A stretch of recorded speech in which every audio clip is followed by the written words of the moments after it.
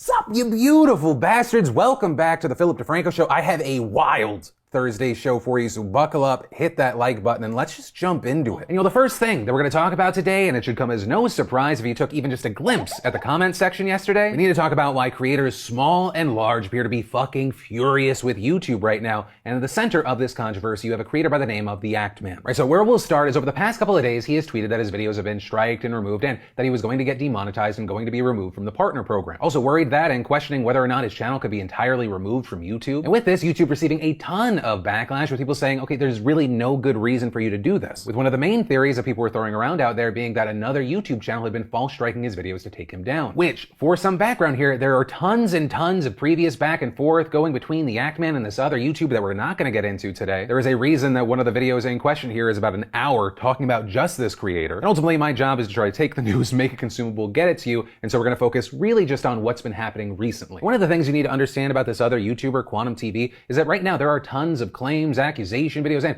other creators involved with tons of people kind of accusing this guy of being a menace on the platform. And in fact, the Actman has made videos about what he says are false copyright claims and other issues, including his most recent video, The Dark Age of YouTube, which was the first video to be taken down over the past few days, with it appearing to be taken down for nudity and sexual content, despite the fact that the video doesn't seem to include that aside from a quick cucumber joke. But in that video, the Actman notably lays out several allegations against this YouTuber, kind of summarizing them at one point, saying the community guidelines this YouTuber has violated include external links, hate speech, cyberbullying and harassment, additional policies, ban evasion, copyright, harmful or dangerous content, child safety, and spam, deceptive practices, and scams. This whole video will be showing you the proof and also show you how YouTube is either unwilling or no longer enforcing these community guidelines. Also claiming throughout the video that the other YouTuber, Quantum TV, made threats saying that he knows where the Actman lives and even called the Actman's mom and more. And understand the list of things goes on and on. And understand he is not alone here, with other creators including Moist Critical and Asmongold expecting and wanting this person to be removed. And the frustration from the public has only grown, especially in the last 24 hours, because the Actman noted that he had 2 more videos that were demonetized and age restricted within a short span of time. And while clearly frustrated and critical of YouTube, adding, I want to make it clear that I'm not at war with YouTube. I am deeply frustrated. However, if YouTube believes my videos violated the guidelines, they are fully within their right to take them down. We are in communication and I hope we can mediate a solution. Then yesterday you had the Actman putting out a lengthy statement saying he's not actually sure he believes that this other YouTuber is behind the recent removal of his videos. And with that, arguing that no one, even this person, deserves to be condemned for false charges, and saying that he thinks the problem is actually the rather severe corruption at YouTube. Soon after that, he revealed the news of him likely losing monetization and likely being booted from the partner program, but adding with that, please do not harass or make any threats against the people involved in the situation. Instead, saying if you'd like to express yourself, feel free to do so responsibly and use the hashtag #JusticeForActman. And oh boy, did people use that hashtag. With other creators also being outspoken about what was happening, like Moist Critical, in that video saying that it sucks that all creators can do to get help for their channels is to make this public spectacle online and hope that YouTube notices and cares. Regardless of how you feel about Actman or Actman's video that started all of this,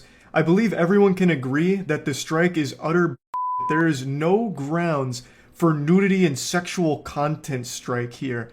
And there's even less reasonable explanation for why 2 completely unrelated videos got age restricted shortly after this problem was brought to Twitter. Also with this, the Actman tweeting, warning, YouTube is trying to silence, strike, and demonetize anybody who covers the current situation. Post videos at your own risk. Nobody is safe. Corruption is worse than I thought. But with that, I've been covering news on YouTube for 15 years, so fuck it. Whether it's true or not, let's take a swing, because that is where the story ended until you beautiful bastards got me involved. I put on my little newsboy hat, reached out to YouTube, got a contact at YouTube to actually give a statement, and I figured one of the best ways to share YouTube's response here, their statement here, was to give them directly to the Actman and allow him my platform to respond. So that's exactly what I did. I wanted you to kind of be the first person to hear it, and then we're gonna go through your reaction and response to it.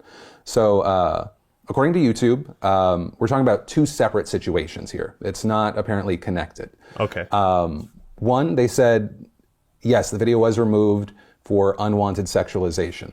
They wouldn't confirm to me if this was it literally just in reference to that cucumber picture, which apparently has become a massive part of it, but they did confirm it was for unwanted sexualization. So it doesn't seem like that maybe there was nudity or anything like that, because it was like, that's a YouTube system thing. But wow. So you have that. And then they said that the suspension of monetization is actually not connected to your videos. What they said is that It is connected to a tweet of yours that has since been deleted where you threaten to dox and harass the families of YouTube employees and creator families. And this might be a paraphrasing. It might be, we're trying to currently find apparently the tweet in question. I could send it to you. But I think the tweet... Okay, so is it accurate? I'm going to make a new series of videos and I'll be doxing and harassing the families of YouTube employees and content creators. And I believe it was posted June 6th. They can confirm that they communicated the reason for your monetization being suspended. As far as the suspension, they referred to it as indefinite, so it could be 30 days or it could be forever. And now I give you the floor because I literally got this 5 minutes ago. Well, first off, I want to say thanks for having me on. It's great to meet you and it's great to be on here.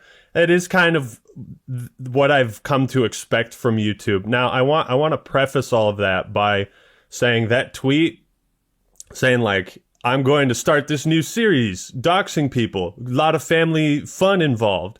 That was part of a satirical series of tweets where the first one was like a selfie, like feeling cute, might copyright strike some other content creators. And then I had another one which was like, feeling something. I'm going to use my YouTube channel to promote hate speech because YouTube allows that now. So these were very clearly satirical tweets, and I pushed the boundaries on the third one. I'll fully admit that. But I did take the tweet down, and I don't think it was like a big deal. I don't think anybody thought that was a legitimate threat. Of course, it's because my family was doxxed, and they were doxxed like over a month ago, and YouTube took no action against that. And so I'm sitting here like angry and baffled and like filled with all these emotions, and I put out this tweet because I'm kind of just in like a fuck it kind of mood, and that wasn't responsible of me or right of me, and I want to right that wrong. What's going on at YouTube is it looks bad for everyone, and there's so many great people that work at YouTube, and it sucks. So your main thing is what you were doing. It was satire. You feel like, yeah, I understand where people could see me going a little bit too far, but I did want to confirm, did they communicate that was the reason? Just because I didn't find anything about that public prior to them issuing that statement. I suppose if it's out now, then I can't say yes, that was communicated to me. I didn't want to say anything about it because I was told that, and I wasn't sure if I should share the reason. Again, because it's kind of like a sensitive topic. Right. We're talking about, doxing people and families getting involved. So I chose not to relay that information to people. I don't know if you're going to, or if YouTube has released that information. Going to what? Sorry. Oh, like release the reason why the channel was demonetized. Sure. Yeah, no, that's why I just want, they confirmed it to me, and then I just kind of wanted to make sure because it did seem like online the conversation seems to be specifically about you and this other creator and about like this other video in question when it does feel like it's the same but also two different situations, and so I was trying to get clarity there because I don't know, I feel like we were talking about before, it feels like these narratives form sometimes inadvertently, sometimes on purpose. So just to be clear, so that we can kind of get past it, you did not publicly mention the reason you were suspended being related to the tweet because of why? I didn't reveal that because at the time I wasn't sure what information I should be sharing. I've heard other things that I know I shouldn't share, and I didn't want to put my YouTube partner in the crosshairs. If something happened to his job because I leaked something that I wasn't supposed to, I'd be crushed because there are good people at YouTube, and some of them are fighting for me, and I appreciate that. So I didn't reveal that information, not to mislead people, but because I didn't know if I should. In your mind, because I know you said you wanted to kind of keep this tight, what would you love now that we have like confirmation that it's two separate situations of tweet and video? What is your ideal world of how things proceed from here? Because it does look like online things are really escalating. And so what I'm kind of hoping with this is like, we have what they're saying, we have what you're saying. How would you like to see it? If like this is your, instead of having to make a whole video on your channel, what would you say? The biggest part is probably the doxing tweet, which even if you take that in isolation, like one tweet that's clearly satire and edgy, just leading to the entire channel being demonetized. If someone at YouTube really had such a massive problem with that, I did delete the tweet, and I'd be willing to talk and have just like a short conversation about it, just to clear the air and be like, hey man, I'm not trying to attack you guys at all. Moving forward, I think there's a lot of work to be done. I know that YouTube, we don't want YouTube to be a place where witch hunting results in like people getting deleted that like this group of people just doesn't like. But when the evidence is there and when it's like shown to YouTube that all these guidelines have been violated, I think moving forward, and copyright abuse, nobody knows what constitutes copyright abuse on the platform.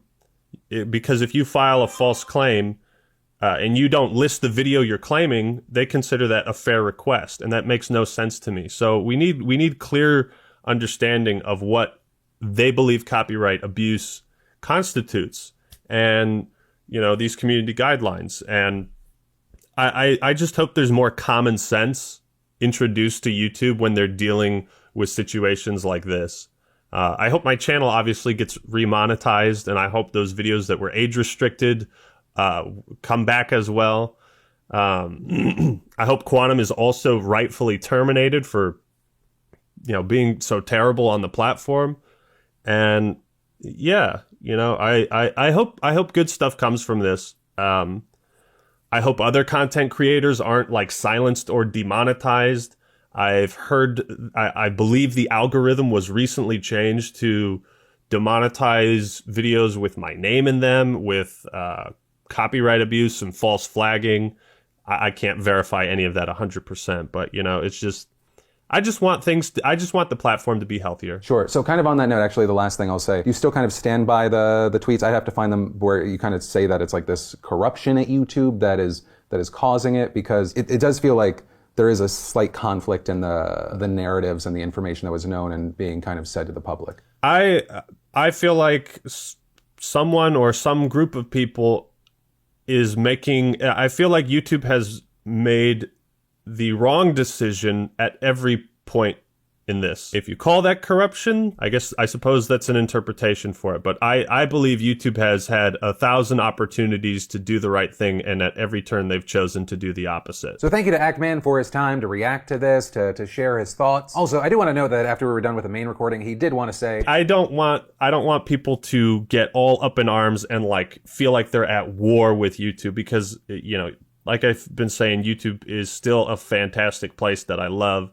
We just want to get these issues figured out, and keep it about the issues and not try to villainize YouTube, even though I can't stop myself from doing that sometimes myself. Which actually, kind of on this note, this story is still developing, because after I interviewed him, YouTube did publicly respond to him on Twitter saying that it was because of the tweet. Yeah, main thing, y'all asked for coverage. Here's your coverage. Now with that, I pass the question off to you. What are your thoughts here? Because in general, I always want this to be about y'all's opinion, but I will say one thing. It does feel like the tweet in question was very obviously a joke and satire. I know that YouTube can take safety and like anything kind of perceived as a threat very seriously, especially since, we even covered it on the show years ago when someone showed up with a weapon there. Seeing the tweet in question without just kind of like the rough read, you see the full context, it's hard not to see that as anything but a joke. So of course, whether you agree or disagree with me with that note, love to know your thoughts, but also with the rest of the story, let me hear from you. But from that, I want to take a second to thank fantastic sponsor of today's show, Vessi. You've likely heard me rave about my Vessis before, and if you still don't own a pair today, you have to get yourself a pair right now. And for the few still new to Vessi, they're my favorite lightweight shoe that are perfect for all seasons, because they actually keep your feet warm and dry through rain, and sandproof for those summer beach days. They're built for everyday life. Vessi makes 100% waterproof and snowproof sneakers that are incredibly comfortable, breathable, and actually pretty stylish. And they've recently reimagined their everyday slip-ons to be even more breathable and supportive than ever before. They have that same sock-like fit, laceless design, and waterproof Dymatex technology that you love. And the Everyday Move slip-ons now feature added arch support, which makes them perfect for long days on your feet and the perfect shoe for lightweight travel. And when I'm not in my slip-ons, I'm dressing up my weekend Chelsea boots for dates with Lynn's, business meetings, or just hanging with the guys. Trust me, you need a pair of Vessi, so head on over to vessi.com/DeFranco right now and get $25 off with code DeFranco. You'll thank me later. Then in This Is Huge, it's just a question of how huge it is news, we need to talk about the world of cancer research. And that's because there's this new clinical trial that was published in the New England Journal of Medicine. It tested tested an experimental drug for patients with early stage rectal cancer, and they found that after just 6 months, tumors completely vanished in 100% of the patients. That is an unheard success rate in this field, which is why you have an oncologist at Memorial Sloan Kettering Cancer Center and the lead author of the study saying, "I don't think anyone has seen this before, where every single patient has had the tumor disappear." And the drug achieved that with no chemo, no surgery, no vomiting, no hair falling out, just 9 doses of intravenous treatment. In fact, most patients had no severe adverse side effects at all. But, as expected, there are a few caveats. First and foremost, the study only used 14 patients so far, which is a pretty small sample size, even though notably they are diverse in age, race, and ethnicity. Secondly, they still have several more years of observation to make sure that the tumors don't re-emerge or metastasize elsewhere in the body. And finally, this only applies to those who carry a very specific abnormality known as mismatch repair deficiency, which notably only occurs in roughly 5 to 10% of all rectal cancer patients and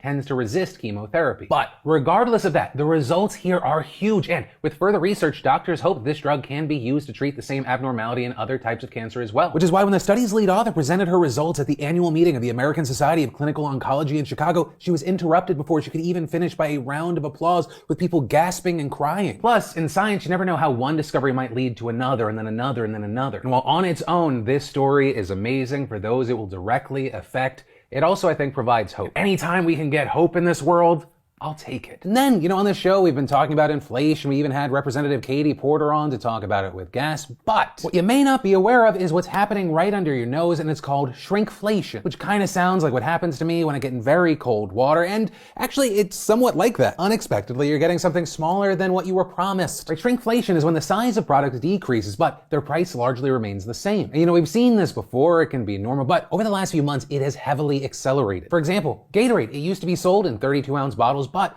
they're being phased out now in favor of 28-ounce bottles. But you will not be getting 4 ounces in savings. And we're seeing this everywhere over the last few months. Kleenex went from 65 tissues to 65 fewer sneezes. After a pandemic, Kleenex, when every sneeze we thought might kill grandma, they're even shrinking the party-sized bags of Fritos. Scientifically, we know you need at least 18 ounces of Fritos to get a party started, and now it's just 15 and a half. And this extends to Chobani yogurt, toilet paper. Is also not limited to the US. In the UK, for example, Nestle coffee tins have shrunk 10%, and in India, a bar of dish soap went from 155 grams to just 135. With all this leading to hot take headlines like big companies helping Biden hide the true extent of Biden inflation numbers, shrinkflation, Bidenomics at work. And while you're free to blame whoever you want, to be clear, this trend isn't new at all, with experts pointing out that it's common in times of inflation when the cost of raw goods goes up and is done rather than shocking consumers with suddenly rising prices. Right, so we see this happen, they then stay that size for a bit, and then once inflation stabilizes, the cycle repeats. Though, we gotta give a shout out to the BAMF of the day, Arizona iced tea. You've probably heard about it before, but it's absolutely true. These beautiful bastards have managed to keep their product 99 cents, and it's a cosmic mystery about how they've done so for decades. Though people smarter than me say that it's probably thinner and thinner metal on the can, smaller margins, and cutting costs wherever else to keep the consumers happy. So I just gotta say props to them for being them in a world of Gatorades. And then the last thing that I want to talk about today is the last thing that I want to talk about today is the January 6th public hearings, but that's not gonna go live until a few hours after I upload this video. Right, that could potentially be massive. The House Select Committee investigating the attack on the Capitol on January 6th, having the first public hearing revealing findings. And we're seeing interesting things happen right before it, like former Education Secretary Betsy DeVos speaking with USA Today, confirming that she spoke with Pence about invoking the 25th Amendment. You also had the FBI arresting a GOP gubernatorial candidate in Michigan over January 6th charges. But given the primetime slot of these hearings, I think we're gonna just learn about this together. So, with all that said, the last thing that I want to talk about, very related story. In that, you had a powerful figure allegedly sending his people towards a singular location, but in this story, it wasn't Trump, it was me, and the people didn't go towards the Capitol, they went towards a Taco Bell. Let me explain. So, and you already know this because you live this, day to day we've been moving towards a quick and mobile world for years now. I can order food, a massage, a car wash, pretty much anything on my phone, and some stranger that I've never met will go get or do something for me. And as far as food, specifically we're seeing the rise of things like ghost kitchens where you can't even go in, it's just on the food apps, the rise of things like Beast Burger, and for existing establishments, they're having to adapt. One of the best at adapting, they seemingly are ahead of the curve, is Taco Bell, with the company actually opening a Taco Bell Defy location in Brooklyn Park, Minnesota yesterday. With the idea being this is a digitally driven concept with technology made to speed up service and drive-through time. And so with it being the only one in the world and not being able to justify flying to Minnesota to buy a car chalupa, I got an idea. What if you beautiful bastards were everyone's eyes and ears on the ground? So I sent out a text on the text line. If you're in North America, definitely join. But I limited it to people that have phone numbers that seem to be in that area. And I was like, hey, If you go there, would you film? I personally expected 1 or 2 people to respond. I have so much footage. The nation came out to a point where I can't use everyone's footage. I got stuff inside, outside. I have fucking drone footage, Taco Bell. I have everything except your blueprints. And so on that almost creepy note, let's experience the new Taco Bell Defy together and see if this is the future. Good morning, everyone. Hello. This is the new Philip DeFranco correspondent. It is a beautiful, somewhat rainy day here in Minnesota, and we're gonna go drive about a half hour to check out the new Taco Bell Defy. I just need you to know, Philip DeFranco, and if anyone's watching this, this is my second time in here today. Not just because I love the channel and want to get a good video for this, but also because I'm kind of addicted to Taco Bell. So thank you and you're welcome. This is me making a U-turn because the line is absolutely ridiculous. The line to get into the cool 2-story Taco Bell goes around the corner. So I'm here at the new Taco Bell in Brooklyn Park. The Taco Bell from the future. I already placed my order and it looks like we're heading over that way. New 2-level Taco Bell where basically all the operations happen up top and then they drop your food down to you, and it's 4 drive-through lanes in the bottom. So you can either order from their menu, I don't know if you can see it right there, at the store. You can use their online app or whatnot. So I chose the online app because I wanted to use the elevator experience and see what that's like. Pull up right on the other side. To the left is, I believe, people who are currently making a mobile order. There's a small purple section here that if you already have your mobile order ready, you go right in there. And then that black section, black bar across the top, that's where you go and make an actual drive-through normal order. I placed my order ahead of time. They've got a little party here, and I am pickup, so I am in this middle lane. Then what you do is you pull up to one of these lanes. There's 3 pickup lanes and then 1 regular order and pay. And then you pull up to one of these bins right here, or one of these kiosks, and you scan your QR code, and then your order populates right here. And then you're gonna pull forward as soon as that car is done. Here in the drive-thru, we just scanned our mobile pickup QR code, and we're about to pick up some Baja Blast. And you just drive forward and you sit right by that and you just kind of wait for the order to drop down.